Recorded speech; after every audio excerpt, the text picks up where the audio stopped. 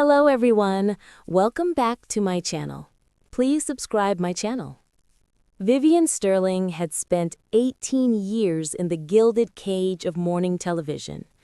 She was the steady heartbeat of Sunrise Today on the Zenith Broadcasting Network, the kind of anchor who could pivot seamlessly from global crises to cookie recipes. But lately, the heartbeat felt erratic, muffled by the relentless drumbeat of rumor. Her current contract was set to expire in 6 months, and the usually silent network hallways now whispered about a tectonic shift and a dazzlingly young replacement named Serafina Stone. The professional uncertainty was an invisible armor she wore, heavy and exhausting. Every on-air smile felt calculated, every smooth transition a performance to ward off the speculative headlines that shadowed her desk. Will Sterling stay? Is the icon out? The questions were insidious, draining the energy she needed to make it through the 4 a.m. alarm.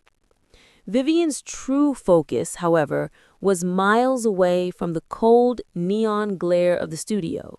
Her personal life, unlike her career forecast, was flourishing, anchored by the unshakable love of her family. Her daughter Maya had already made her a grandmother twice over, blessing her with 2 bright, rambunctious children who called her Gigi. But this weekend brought news that promised to deepen that joy immeasurably. The occasion was a gathering at the sprawling private Ironwood estate, a secluded coastal property belonging to her best friend, the media titan Marjorie Lane. The setting was intentionally intimate, far from the prying eyes of the press. Sunlight filtered through ancient oak trees, dappling the lawn where white tents were draped like bridal veils. This wasn't a celebrity gala. It was a celebration for her son Liam and his wife Clara. Liam, a documentary filmmaker whose passion kept him grounded, had married Clara, an architect with a wonderfully dry wit. Just last year, their wedding, also held at Ironwood, had been a moment of pure, unadulterated happiness. Now they were back, the reason for the assembly wrapped in a velvet hush of anticipation. Sunday was warm and mild, smelling faintly of sea salt and gardenias. Vivian wore a soft cerulean dress, feeling more like herself than she had in months. She watched as Liam, usually reserved, beamed with almost reckless pride as he stood beside Clara. Clara herself, beautiful and radiant, had only begun to show recently. The centerpiece of the party was a beautifully crafted wooden sign announcing simply, "Adding one more bumpus to the family."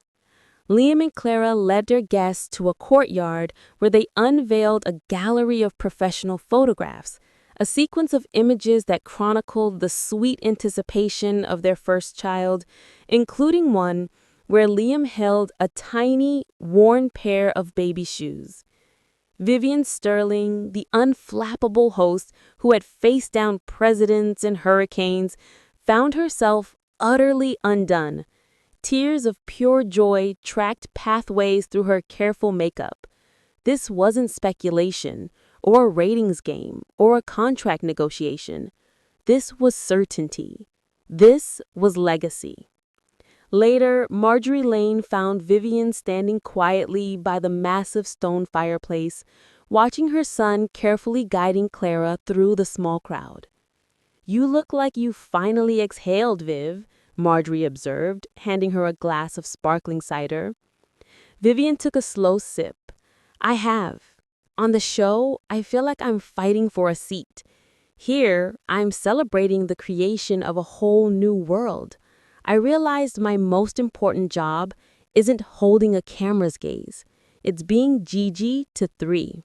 She paused, the rumors of Serafina Stone suddenly sounding faint and distant, like static on an old radio. Let them talk about who will anchor Sunrise Today. I know exactly what I'm anchoring. The upcoming addition to her family was more than just a distraction from the network drama. It was a reprioritization. It shifted the center of her universe from the Manhattan news desk to the small, perfect world being built by Liam and Clara. As the evening drew to a close, Vivian hugged her future daughter-in-law, feeling the slight, firm curve of her stomach.